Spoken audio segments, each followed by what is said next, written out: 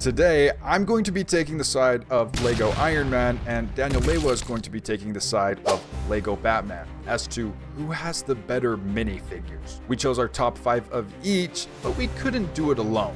We had to bring on two amazing guests, the hosts of the Brick Hour podcast, Cameron Studios and Linkster Builds. Cameron Studios will be joining me on the Iron Man side of things, while Linkster Builds, the Batman expert, will be joining Daniel Lewa.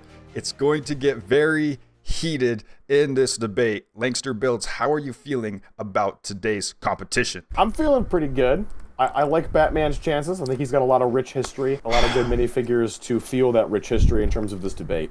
Okay, well, we're definitely going to see about that, right, Cameron Studios? Because someone else has a also rich history. Oh, yeah, you know it. You can't defeat Iron Man. Essentially, I've always seen it as Batman versus Iron Man, and Iron Man's got the shiny suit. I think it's 100% appropriate that these two are going face to face. They're both the poster childs, right, Daniel Lewa, of their respective Lego themes. Yeah, I would say Batman is definitely the bigger poster child of DC. Marvel has to split the limelight between both Iron Man and Spider-Man and the sort of sundry other characters. So we're going to see who really takes the crown at the end of the day here. Heaven forbid we have a diverse cast of superheroes, but let's go ahead and go into this competition. My number 5th and Cameron Studios' number 5th best Iron Man minifigure is going to be going up against Daniel Lewa and Linkster's number 5th Batman as well. So, Cameron Studios, we're looking at this, let's just call it comic book looking Iron Man.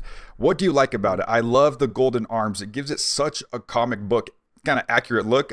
It's definitely taking MCU aspects and kind of merging it in like they tend to do a lot of the time. What really drew me to this figure was not only the amount of detail in this figure, because some minifigures lately don't have toe printing, don't have leg printing. This one has amazing torso printing, amazing leg printing, and toe printing. And just the fact it's in a 4+ set just makes it that much better in my opinion. Looks like we can get detailed Iron Mans from 4+ and above and toe printing, but we're moving on to the 5th Batman pick, which may not include that, Linkster Builds. Why did you choose this Batman, and who is it? I had to go with the 1989 Michael Keaton Batman. For those who may not have seen the movie, this is Michael Keaton's costume from the original Batman film. I picked this minifigure specifically because of the custom cowl piece that goes with it. They very easily could have gone with the Type 2 cowl that they've been using since 2012 and easily had that on there. But they went the route of giving him a completely new cowl piece that matches the look of the figure perfectly according to how he looks in the movie. In the movie, the cape and cowl were all one piece, and Michael Keaton was literally not able to move his neck at all. So you'll see in the movie, he's just moving his entire body around to look up and down and whatnot, and in the figure, he can't move his neck either, which is great.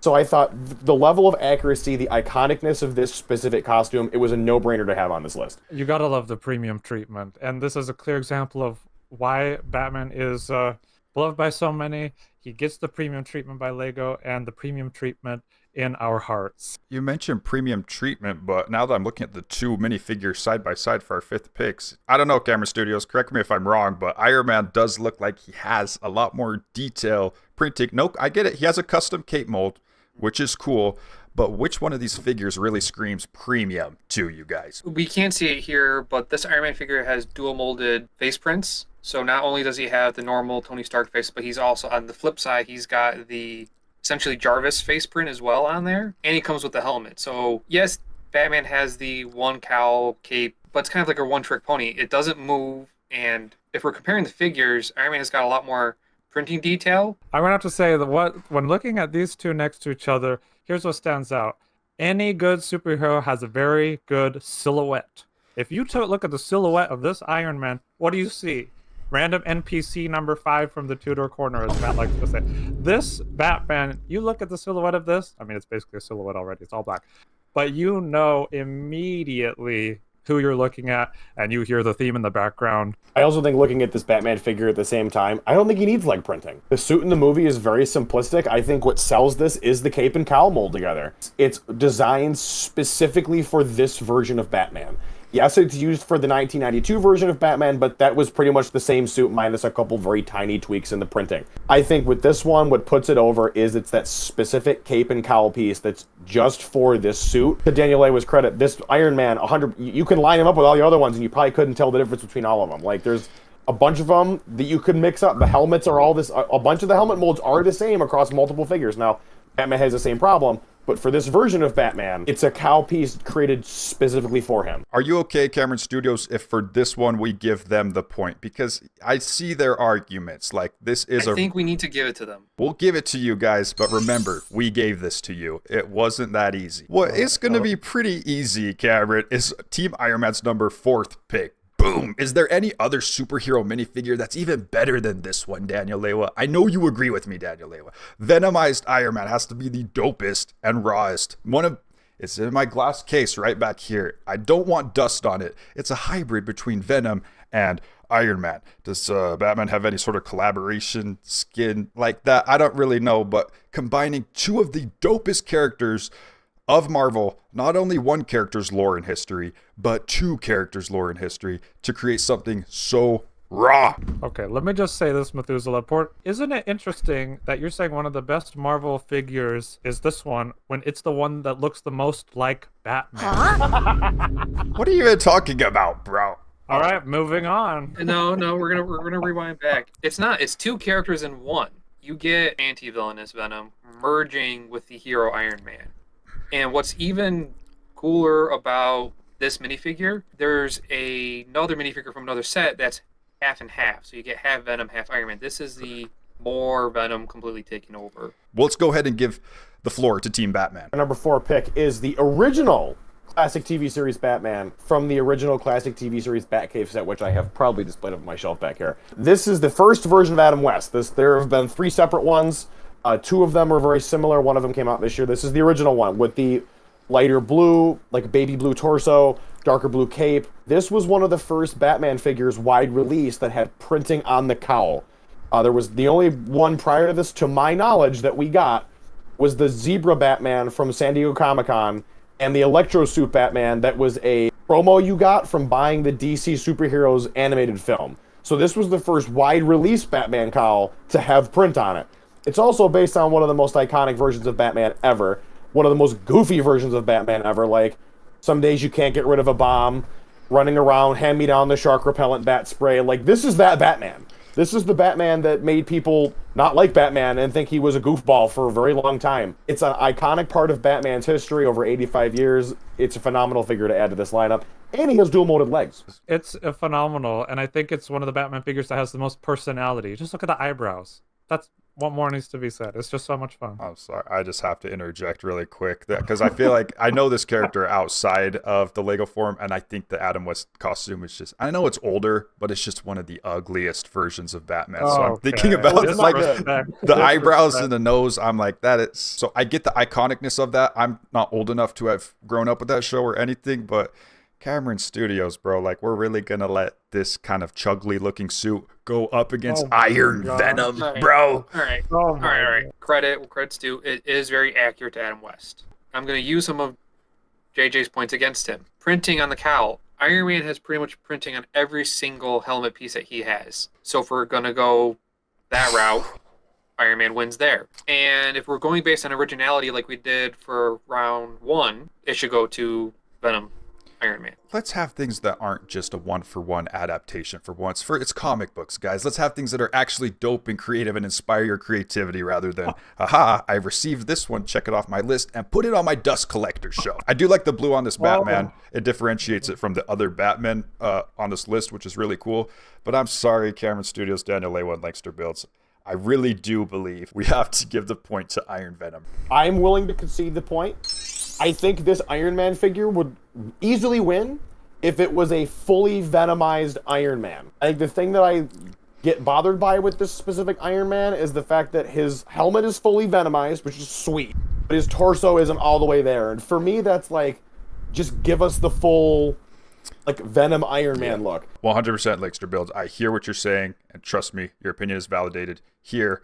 Guys, please check out the Brick Hour podcast in the link description below. Our third pick, Team Iron Man, is Silver Centurion, first debuting in 1985, Cameron Studios. This was a really iconic one because it was one of his first biggest upgrades he got from his classic suit, and it was pretty iconic to take down Obadiah Stane, I think, and take back Stark Industries, which was basically the plot point of Iron Man 1. So that's really cool. But yeah, talk about unique molds. Looked at Batman. Their number 5 pick had a really unique mold. This is a really unique mold for Silver Centurion. And this figure actually does have arm printing and side leg printing with dual molded arms. Like this, they went all out for the Silver Centurion polybag for some reason. Yeah, I mean, they went all out because it was a GameStop exclusive. You had to purchase, I believe it was the Lego Avengers video game to get this figure. The rarity printing on the side of the legs, that alone is going to just show why this Iron Man figure should win. Even before we see the next Batman fig, I'm throwing it out there right now. Bold claims, Daniel Lewa. What does Team Batman have for number 3? So we got the Nightmare version of Batman. And this is from the Nightmare Batman accessory set. So a very easy way to get this as well. This is probably the coolest version of Batman ever put to film, like costume-wise. He looks incredible. It's a dream sequence that he has in Dawn of Justice, and then in Zack Snyder's cut of Justice League, which is the only cut of Justice League if you ask me.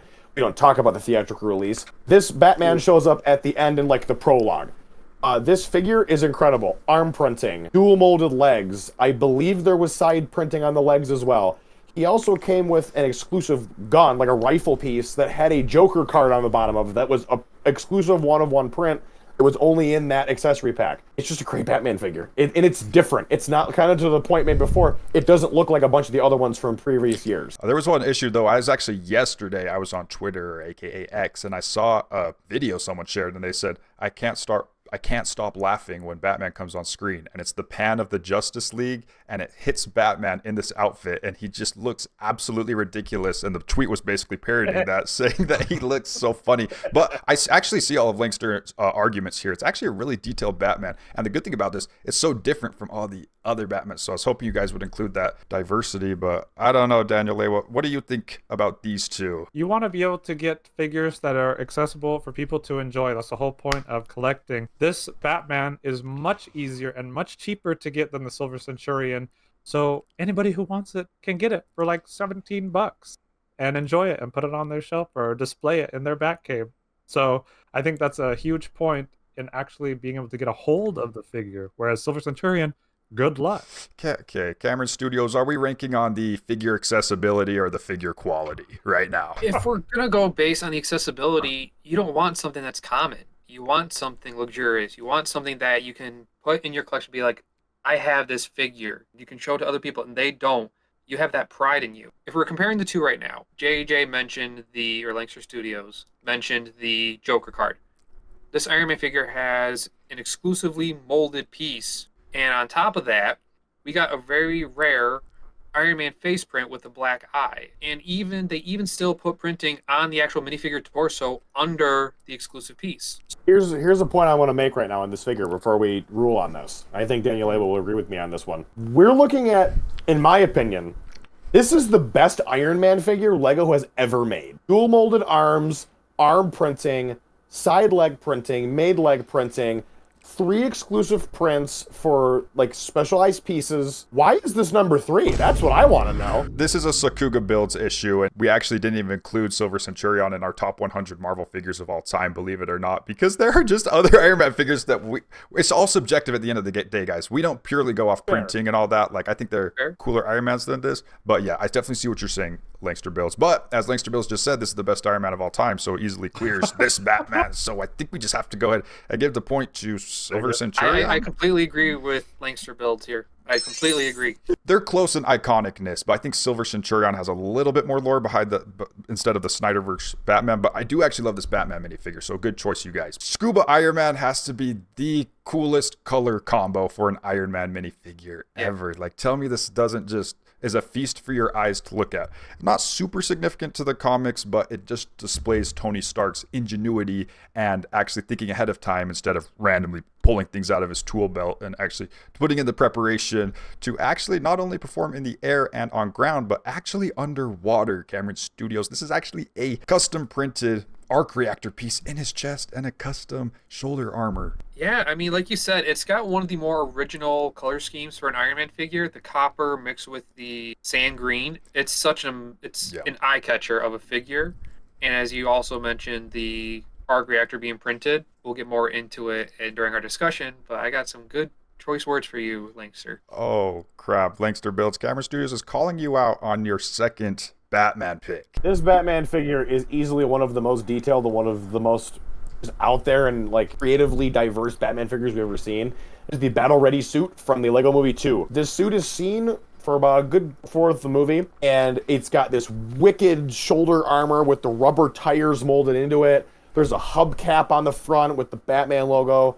He's got a ripped up custom cape. He's got the dual molded legs, dual molded arms with arm printing. He's got the 3D like special belt piece that goes in between the torso and the legs. This was one of the coolest Batman figures ever. He was also awesome in the movie, especially with the Eat Freedom part where he like, you know, fires the missile with the spaceship and beats it with the Statue of Liberty's like crown thing. So like that was hilarious. We knew we had to put Will Arnett Batman on here, and this is easily Will Arnett Batman's best costume from any of those movies. This Batman perfectly captures one of the many complex sides of the character, and that's something that's so great about Batman as a character, is that he's a very multifaceted person. And well, you know, Iron Man, I don't know if he's quite has the same depth as Batman, and I think that this Batman does a good job of showing that kind of very edgy, metal, moody side of Batman. Even though you might say, Methuselah, that Iron Man does have depth, but that doesn't quite come through in the personality of some of the Iron Man figs. I'm sorry, Camera Studios. Just have to address what Daniel Lewa just said. Yep, go So ahead. this is a problem that, let's say, Thor: Love and Thunder suffers from, is making serious characters funny.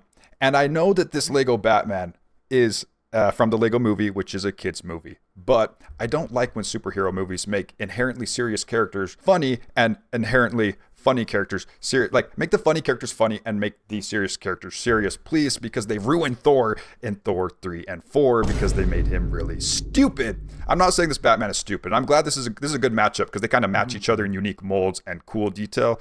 But this is a tough one, Cameron Studios, because they are putting up a really good Batman figure right now. And They definitely are. Now, before we go any further, Thor 3 was one of the best superhero movies of all time. Just want to get that back out there. I liked Batman in the first Lego movie. I felt like it was the right amount of serious with the right amount of funny. It pointed out Batman's flaws, but in a comedic way. So with this figure, looking at the two of them together, they're both great figures. I'm not going to deny that. I just don't see this necessarily as a Batman figure, but more a Lego Movie 2 figure.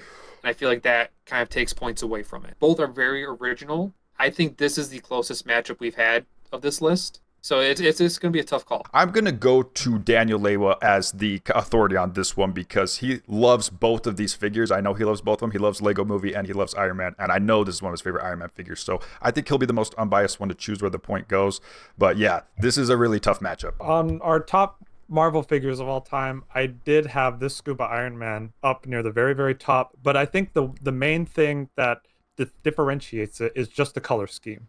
The color scheme is the one thing. The gold on sand foam green is so pleasing to the eye. But that's it. If it had any other color scheme, I don't think I would like it as much. Whereas this Batman, it is so over the top, zany, crazy, cool, all in one package. I just don't think it can be topped. So we're going to have to give it to the Batman. I'm sorry, guys. Totally fair. I can get behind that. The detail on this Batman, even his arms, is absolutely crazy. But it's getting into the stiff competition here. So that's one more point for Team Batman. But we are on our last minifigure. Wow.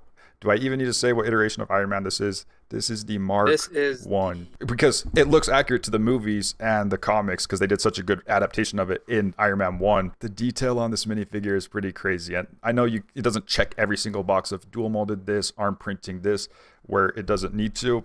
Maybe you could have some arm printing, but holy cow, Daniel Lewa, you can't not deny that this Iron Man minifigure is just so good. No, I can't deny it. It's beautiful. It's flawless. There's like nothing wrong with this figure. I love it. But I am Team Batman in this video, Methuselah. We need to highlight the animated series version of Batman that just came out in the Gotham City Skyline set. And it's just such a beautiful, simple, an elegant version and a great representation of the Batman from the animated series. This is the best Batman minifigure ever made. Kevin Conroy, the voice of this Batman, is the greatest Batman of all time. When this figure got revealed, the Batman and superhero community went nuts because we finally got the GOAT in a Lego form, and it was awesome. I bought this set day one, just to get this Batman figure. And then bought the animated series Batmobile to get a second one. And he's proudly now right on top of my shelf next to the Wolverine claw, surveying my room.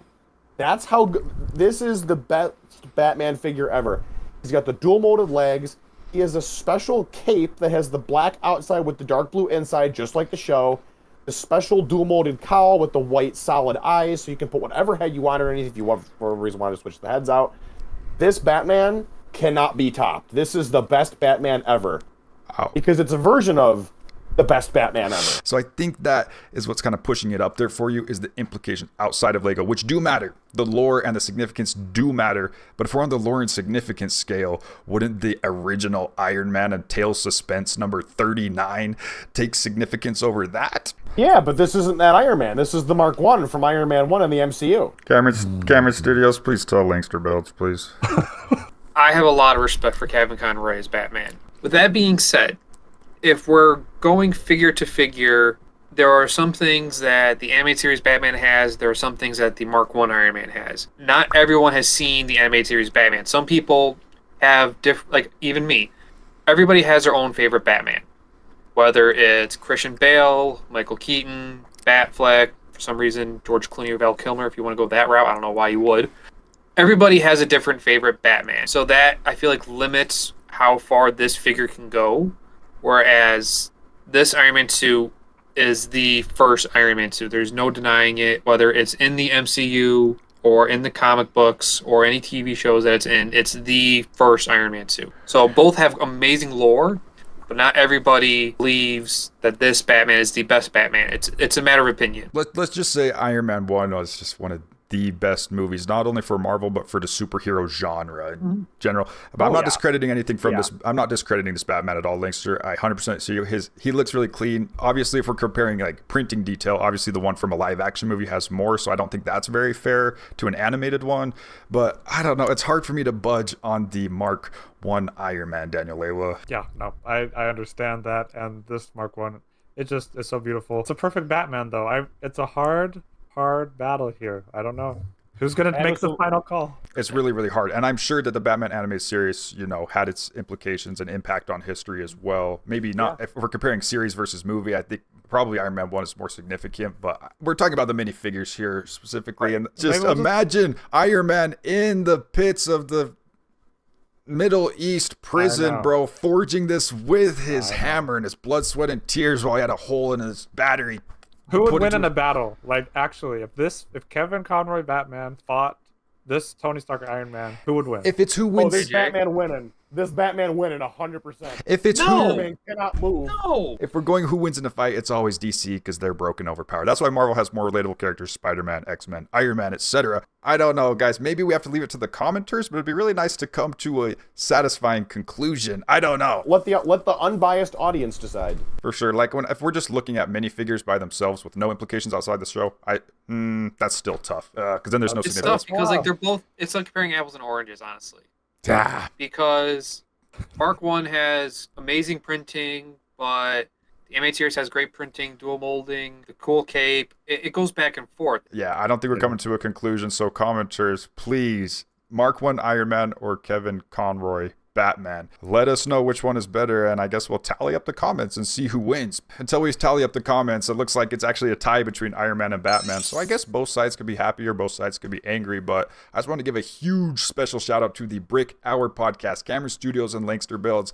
Genuinely, my favorite Lego podcast out there. If you like long-form Lego video content, it's just fun, satisfying to listen to them, and they keep it positive because Lego's got to be fun. Lego's got to be positive first and foremost. It's a fun toy, even though we're adults. Please go click the link in the description and subscribe to the Brick Hour podcast. They're new. Let's bump them up, Daniel Lewa. Honestly, fantastic.